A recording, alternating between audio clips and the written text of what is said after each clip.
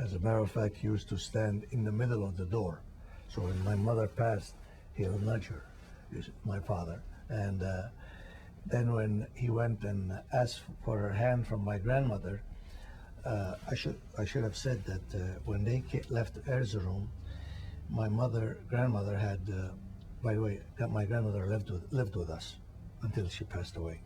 My grandmother was with my mother, her sister, married sister, with 2 children, and her husband.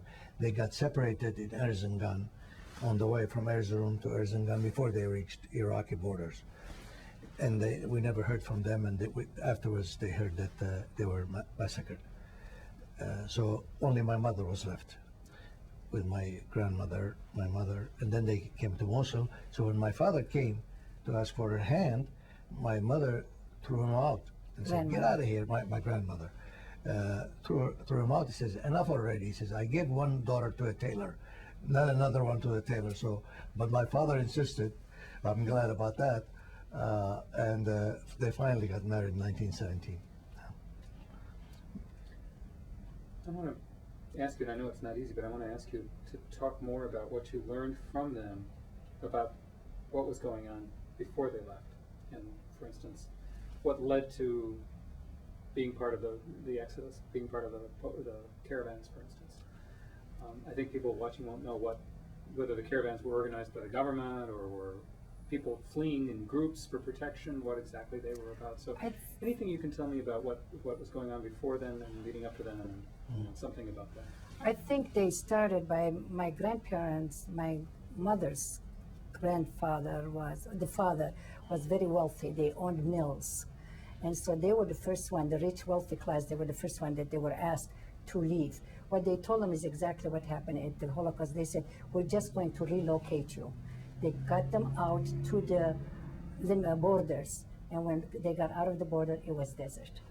The caravans happened, the groups together, they got together by themselves. It wasn't arranged, it wasn't grouped.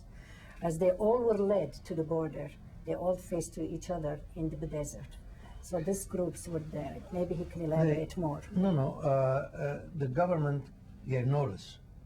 You're leaving the city.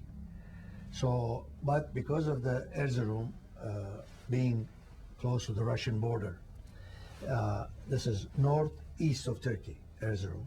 So they said, you're going to be taken away from the border into the interior. And they piled everything they owned, on these oxen-driven wagons, and they started down that way, out of the city, until they reached Erzincan, and then everything was taken away. They started to walk from then on. But in the beginning, it was organized by the government that on they told them, they were told that they are being taken away because of the close to the war, border toward Russia, and ergo they're going to take them down away from the border. And that's how they thought that they're going to take everything with them.